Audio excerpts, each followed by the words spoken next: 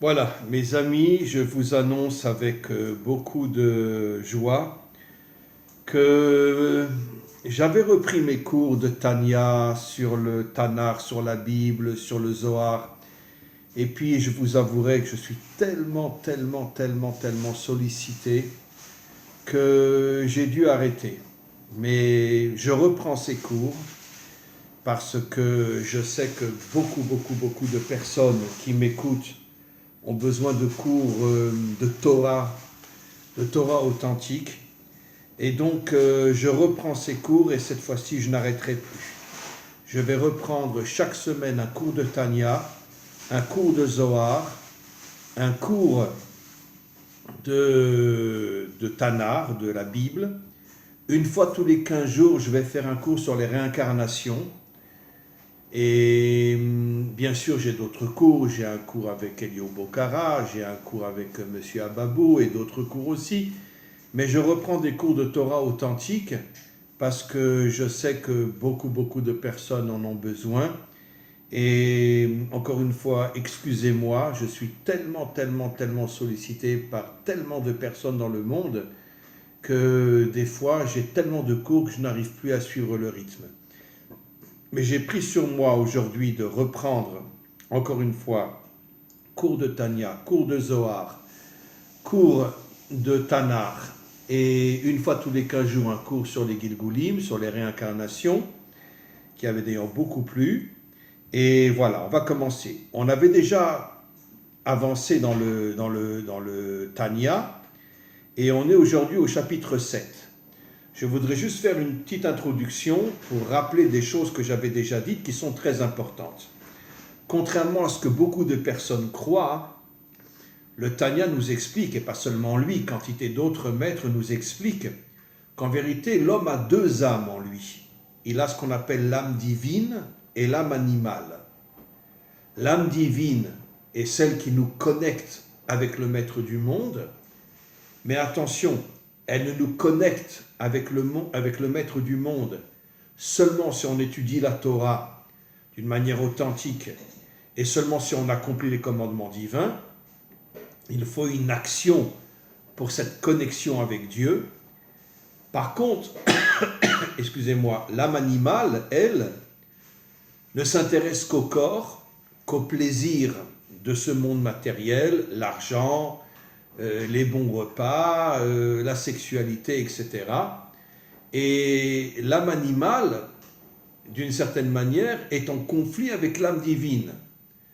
On sait que depuis le début de l'histoire, la grande majorité des hommes, des êtres humains, sont tombés sous l'influence de l'âme animale et ne s'intéressent finalement qu'au profit immédiat. Rares sont ceux qui sont connectés avec l'âme divine. Mais je voudrais rajouter quelque chose de très important. En vérité, comme je l'ai souvent expliqué dans des dizaines de cours, il est absolument, si Dieu nous a donné ces deux âmes-là, c'est pas pour qu'on abandonne entièrement l'âme animale. L'âme animale, en vérité, c'est celle qui nous permet d'être dans ce monde. Mais lorsque l'âme animale est connectée à l'âme divine, et qu'il y a une entente entre ces deux âmes, à ce moment-là, l'âme divine nous donne des forces de pouvoir agir dans ce monde afin de le réparer, peut-être même de se battre contre tous les méchants qu'il y a dans ce monde et de faire de ce monde un monde meilleur. Si quelqu'un n'est connecté qu'à l'âme divine, à ce moment-là, il est un religieux qui est complètement déconnecté de ce monde. Si quelqu'un n'est connecté qu'à l'âme animale, c'est un laïc qui ne s'intéresse qu'au profit immédiat. Tout le travail de l'homme, c'est de réunir l'âme divine afin de purifier l'âme animale et que l'âme animale devienne un champ d'action positif qui nous permet d'agir dans ce monde pour le purifier. Mais lorsque l'âme animale est déconnectée de l'âme divine ou l'âme divine déconnectée de l'âme animale, je suis ou un religieux déconnecté de ce monde, ou je suis un laïc complètement, on pourrait dire, soumis à toutes les énergies négatives de ce monde. Donc notre but est de lier l'âme divine, l'âme animale, afin de purifier l'âme animale et de pouvoir être un homme d'action qui agit dans ce monde. L'exemple, bien sûr, le plus extraordinaire est le roi David, qui avait réussi à unir son âme divine avec son âme animale. Toute la nuit, il étudiait la Torah, même dans la journée quand il avait un moment de libre. Mais la plupart du temps, il était sur son cheval avec une épée pour se battre contre tous les méchants de ce monde. Tous ceux qui finalement ne sont connectés qu'à l'âme animale et refusent de se connecter à l'âme divine. L'homme authentique, c'est l'union entre l'âme animale et l'âme divine, afin de purifier l'âme animale et de devenir un homme d'action positive dans ce monde. D'ailleurs, le nom divin est composé de 4 lettres. Le Yud E correspond au monde d'en haut et le Vav E correspond au monde d'en bas. C'est-à-dire l'union entre le monde d'en haut et le monde d'en bas. Exactement comme ce que Yaakov a fait, il a épousé 2 femmes, Léa qui représente la Bina, le monde d'en haut, et Rachel qui représentait la Malchut, la royauté, le monde d'en bas. Et il avait réussi à unir finalement le monde d'en haut avec le monde d'en bas. Aujourd'hui, on peut compter sur les 2 doigts de la main ceux qui arrivent véritablement à agir, à être des hommes d'action dans ce monde, comme le roi David, mais en même temps être connectés de toute leur force au maître du monde. Mais lorsque l'on agit dans ce monde et qu'on est connecté au maître du monde, à ce moment-là, on reçoit des forces qui nous permettent justement d'être un homme d'action dans ce monde et de pouvoir justement se battre contre tous les méchants de ce monde, purifier ce monde et en faire un monde meilleur. On va maintenant commencer le 7e chapitre et je vais d'abord bien sûr lire, expliquer et au fur et à mesure j'expliquerai de plus en plus fort. Dans le 7e chapitre de l'Ikouté du Tanya, le Baal HaTanya nous dit la chose suivante. Ach nefesh achionit abehemit shebe Israël shemitzad aklipa ameluveshet bedam ha'adam. Il faut savoir que l'âme animale vient de la klipa. La klipa, c'est l'écorce. Qu'est-ce que ça veut dire? Quand on mange un fruit, on jette l'écorce et on mange le fruit. Prenons l'exemple d'une noix, on casse l'écorce, on la jette parce qu'elle n'est absolument pas mangeable et on mange le fruit. De la même manière, et je vais expliquer quelque chose de très très important, l'âme animale vient de la klipa, c'est-à-dire que d'une certaine manière, elle entoure comme une écorce l'âme divine. Mais d'un autre côté, avant de manger le fruit, l'écorce d'une certaine manière, protège le fruit. Et de la même manière, le corps protège l'âme. Et c'est justement ce que le Tanya veut nous faire comprendre, c'est que l'écorce n'est pas 100% mauvaise. Si un fruit était complètement libéré de son écorce, il pourrirait complètement. C'est exactement ce qui se passe au niveau de l'âme divine. Si un homme se déconnecte de l'écorce, se déconnecte de l'âme animale et s'enfuit dans l'âme divine, eh bien il finit par pourrir complètement. C'est ce que j'appelle moi un religieux. Un religieux, comme je le dis souvent, c'est le venin du serpent. Nous déconnecter de ce monde de manière à ne plus rien faire dans ce monde pour le purifier, pour l'améliorer et pour en faire le tikkun, pour en faire la réparation. Et donc on a besoin de la klipa. L'âme a besoin du corps, c'est pour ça que l'âme est dans le corps. Et le corps, même si c'est une écorce, d'une certaine manière, le corps protège l'âme de ne pas pourrir, dit dans un langage plus profond, de ne pas devenir quelqu'un qui est déconnecté entièrement de ce monde. Et donc, encore une fois, il faut l'union entre l'âme et le corps. D'ailleurs, l'un des arbres, bien sûr, ce sont des codes. L'un des arbres dans la Torah s'appelle l'arbre de la vie, Etz Achayim. C'est quoi la vie? C'est l'union entre l'âme et le corps, c'est-à-dire le fruit à l'intérieur de l'écorce. L'écorce protège le fruit. Et donc, d'une certaine manière, on a besoin de l'écorce pour protéger le fruit. Maintenant, encore une fois, quand on veut manger le fruit, on casse l'écorce. Mais casser l'écorce, je vais vous le traduire dans un langage beaucoup plus profond. Ça veut dire quoi? Casser l'écorce, ça veut dire d'une certaine manière empêcher l'écorce de devenir indépendante. C'est ce qu'on appelle la laïcité. Quand quelqu'un n'est que dans son corps, il n'est que dans l'écorce, à ce moment-là, il tombe complètement dans l'impureté de ce monde. Casser l'écorce, ça veut dire quoi?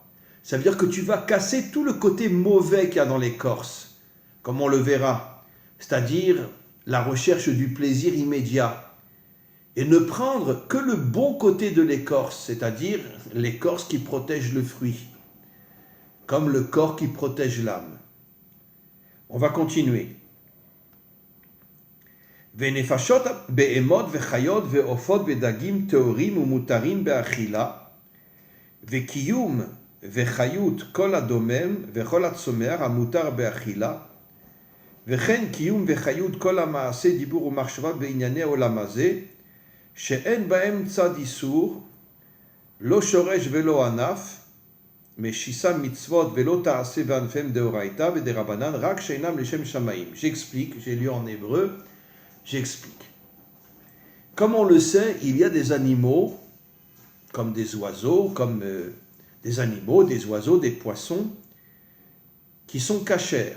Et les animaux cachers, c'est ceux qui ont le sabot fendu et qui ruminent. Les poissons cachers, c'est ceux qui ont des écailles et des nageoires. Parmi les oiseaux cachers, c'est ceux qui ne sont pas comme l'aigle, etc., des oiseaux, comment on appelle ça, des oiseaux qui attaquent et qui tuent. Des rapaces. Des rapaces, voilà. Et donc, il y a une nourriture cachère et il y a une nourriture qui n'est pas cachère. Mais d'un autre côté, ce que nous dit le Tanya ici, c'est que même si quelqu'un mange cachère, il mange pour quoi?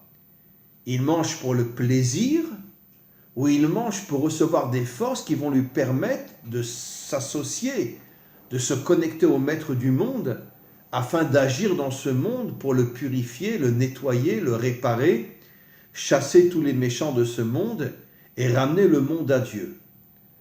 Alors, malheureusement, même parmi les juifs qui mangent cachère, beaucoup finalement, c'est vrai, bon, ils mangent cachère, mais ils mangent cachère pour le plaisir de la nourriture.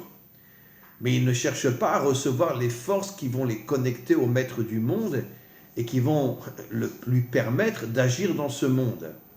On peut compter sur les deux doigts de la main les gens qui véritablement mangent pour recevoir des forces afin d'agir dans ce monde. La grande majorité de ceux qui mangent, c'est pour le plaisir de la nourriture, même si elle est cachère.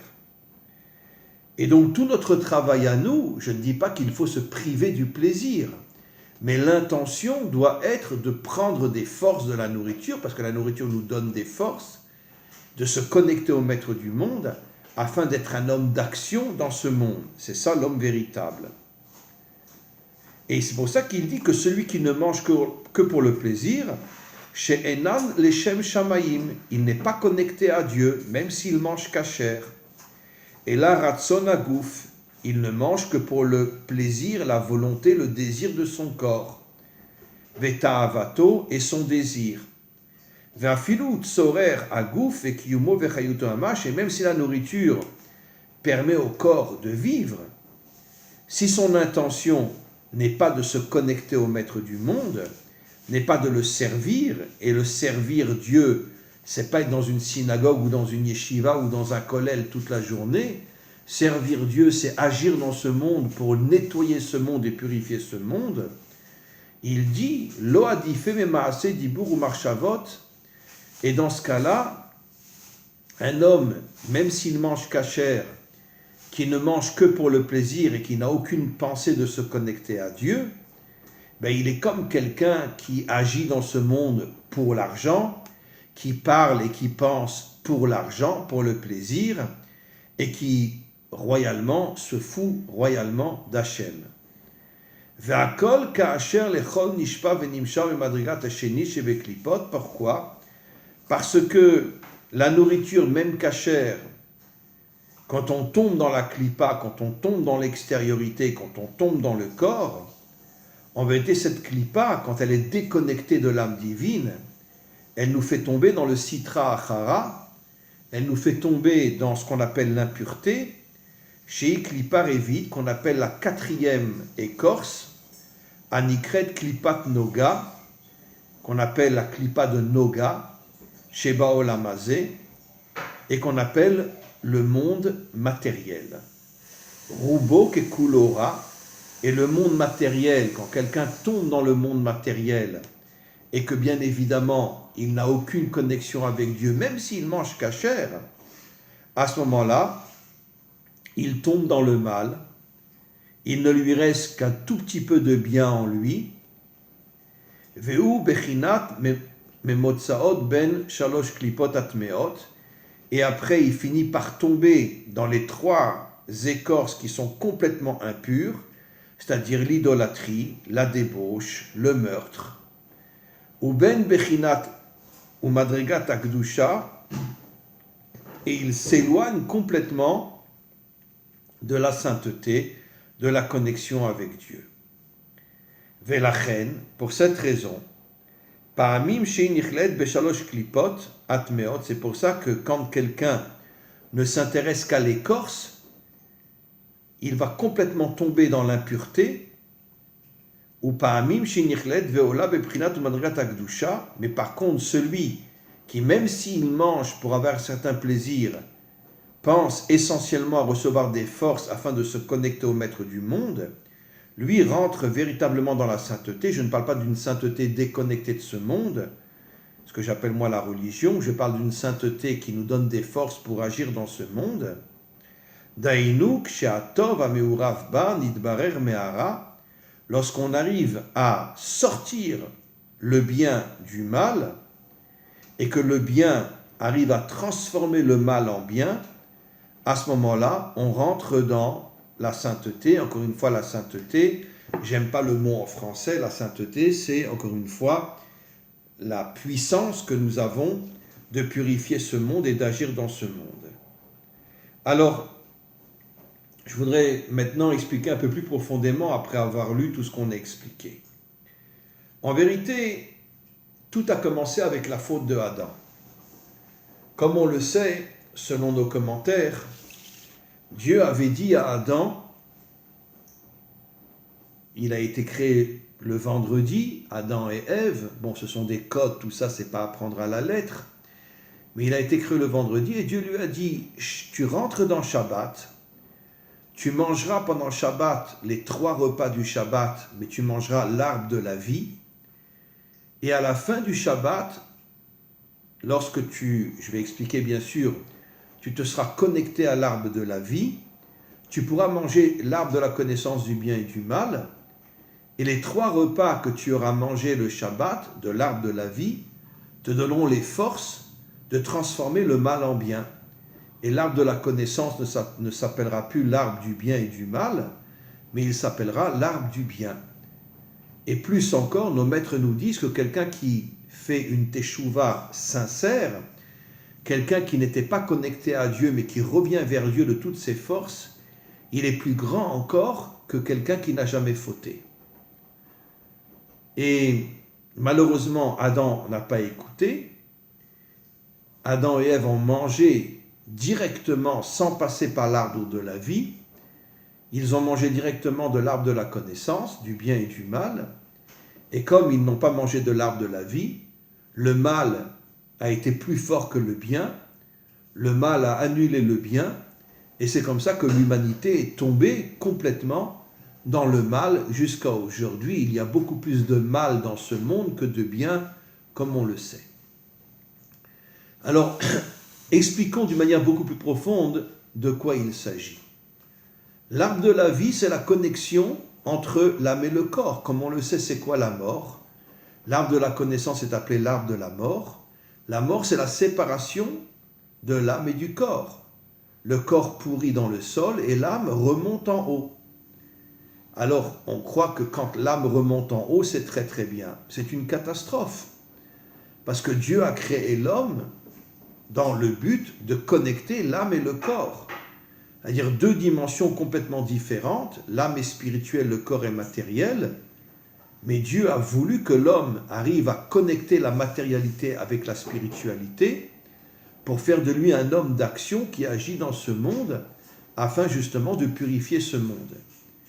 Mais c'est quoi la mort? L'âme remonte en haut, elle est complètement déconnectée de ce monde, et le corps pourrit sous le sol. Ce qui veut dire qu'il ne reste pratiquement que l'âme, mais l'âme n'a plus aucun lien avec ce monde.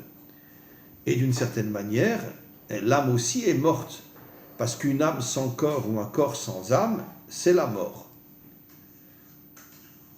Et donc finalement, la mort, c'est où je suis un religieux déconnecté de ce monde, ou je suis un laïc déconnecté de Dieu. Dans les deux cas, je suis un homme mort. C'est pour ça qu'aujourd'hui, 90% des gens religieux, dans toutes les religions, y compris dans la religion juive, sont morts.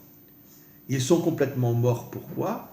Parce qu'ils n'ont aucune action dans ce monde. Je voudrais juste rajouter quelque chose de très important. J'ai eu le mérite, pendant un certain temps, d'être rave à dans l'armée d'Israël. J'ai eu le mérite d'enseigner à des jeunes qui venaient de familles ultra-orthodoxes, qui ont compris que finalement ils étaient complètement déconnectés de ce monde et ont voulu s'engager dans les unités combattantes dans l'armée. Et j'ai eu le bonheur inimaginable, malheureusement jusqu'au corona, après ça s'est arrêté, mais j'ai eu le bonheur inimaginable de voir de véritables orthodoxes, ultra-orthodoxes, s'engager dans l'armée, devenir des gens extrêmement forts, extrêmement courageux, et risquer leur vie dans l'action de ce monde pour ne pas rester complètement déconnectés de ce monde.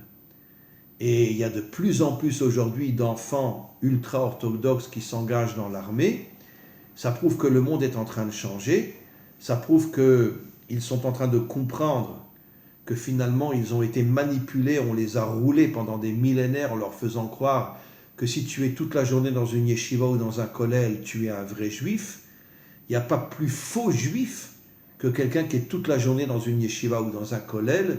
Ce n'est pas un juif du tout. Il est complètement à côté de la véritable identité hébraïque qui est d'être dans ce monde tout en étant connecté comme le roi David au maître du monde et être un homme d'action, un homme qui agit pour pouvoir purifier ce monde.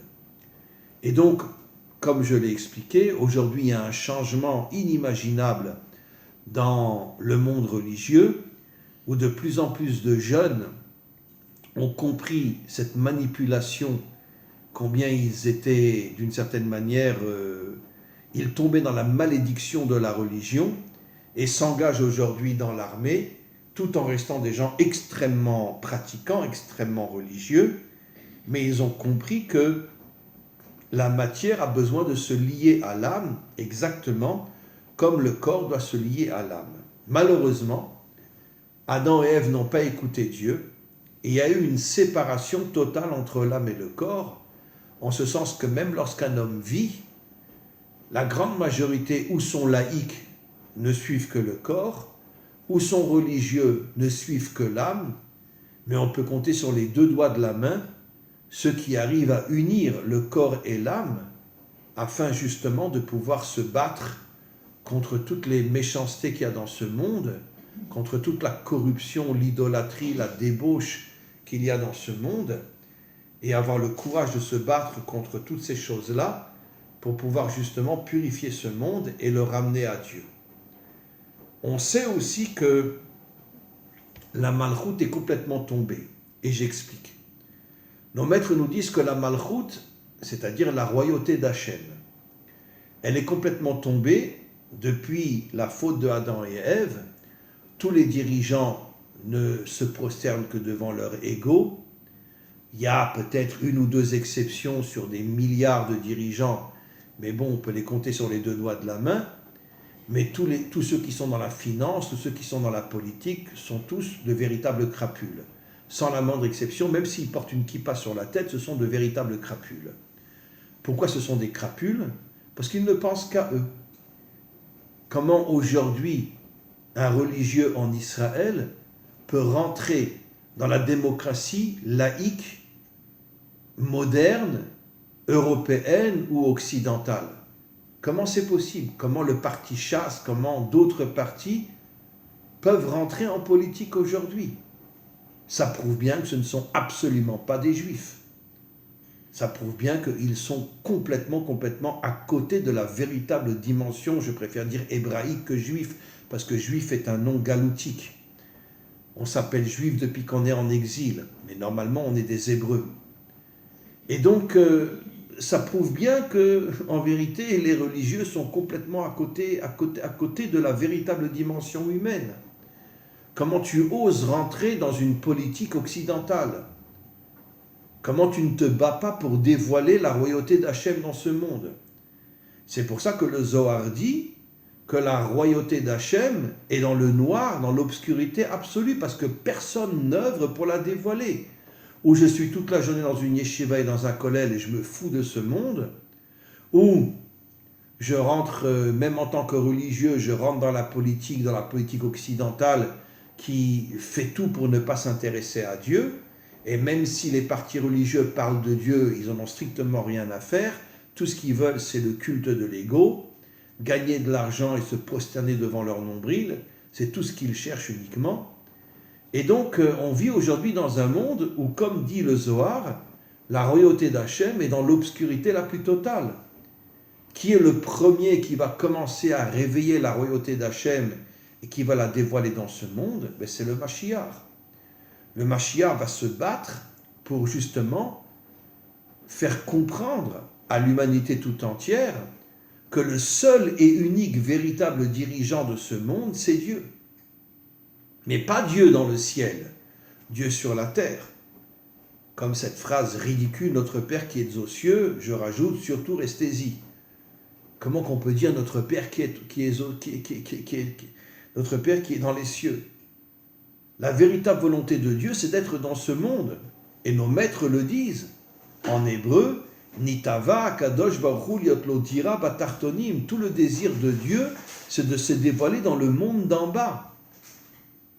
On ne peut même pas compter sur un doigt de la main les Juifs aujourd'hui qui se battent pour dévoiler Dieu comme roi de ce monde.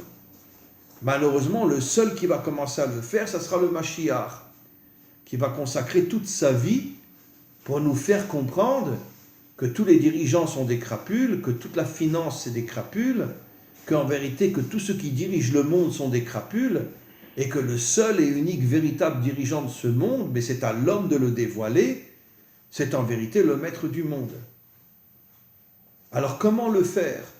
Comment y arriver? Alors pour ça, comme je l'ai expliqué, il faut être un homme d'action. Si tu es toute la journée avec un livre dans une yeshiva ou dans un kollel, tu n'es qu'un pauvre type qui n'a rien compris à la véritable raison pour laquelle Dieu nous a créés. Si tu es un homme d'action, si tu t'ouvres aux nations, si tu commences à comprendre qu'il y a des gens extraordinaires partout dans le monde et qu'il faut leur enseigner la Torah, à ce moment-là, tu deviens un homme d'action. Mais plus encore, le Mashiach arrivera à monter une armée avec des millions de personnes dans cette armée, comme nous disent nos maîtres, et il partira en guerre contre tous les méchants de ce monde. Le Mashiach va se connecter à la Bina, c'est-à-dire qu'il va recevoir des forces surnaturelles de la Bina, mais je dois rajouter que la Bina, c'est son épouse. En vérité, comme le disent nos maîtres, Bina Yetera Nitna la Isha, que la femme possède plus de Bina que l'homme. Et donc automatiquement, toutes les forces que le Mashiach va recevoir, il les recevra de sa femme. C'est pour ça que je dis souvent dans mes cours que le vrai Mashiach, ça ne sera pas l'homme, ça sera sa femme. Bien qu'elle restera cachée, mais c'est elle qui lui donnera la bénédiction, qui lui donnera toutes les forces, parce qu'elle est connectée à la Bina plus que l'homme. C'est elle qui lui donnera justement toutes les forces de pouvoir se battre dans ce monde, des forces surnaturelles qui sont les forces de la Bina, qui lui permettront justement de pouvoir se battre contre tous les méchants de ce monde. Mais pour ça, il faut être le Mashiach. Et dans le terme Mashiach, il y a quelque chose d'extraordinaire. Le mot Mashiach, c'est aussi le nom Shem Chai, le nom de la vie. Pourquoi le nom de la vie? Mashiach, ça veut dire Shem Chai. La vie, c'est quoi? C'est l'union entre l'âme et le corps. l'union entre le monde spirituel et le monde matériel. Et ça sera le Mashiach. Un homme qui va arriver à connecter le monde d'en haut avec le monde d'en bas, qui va arriver à connecter son âme avec son corps, et qui va monter une armée dans laquelle il fera aussi passer l'union entre l'âme et le corps au niveau de tous les soldats qui l'accompagneront. Et à ce moment-là, on sera tous connectés à la Bina, des forces surnaturelles qui nous permettront de partir en guerre contre tous les méchants de ce monde, les jeter de ce monde et construire un monde meilleur. Amen. Vechen Yehei Ratzon.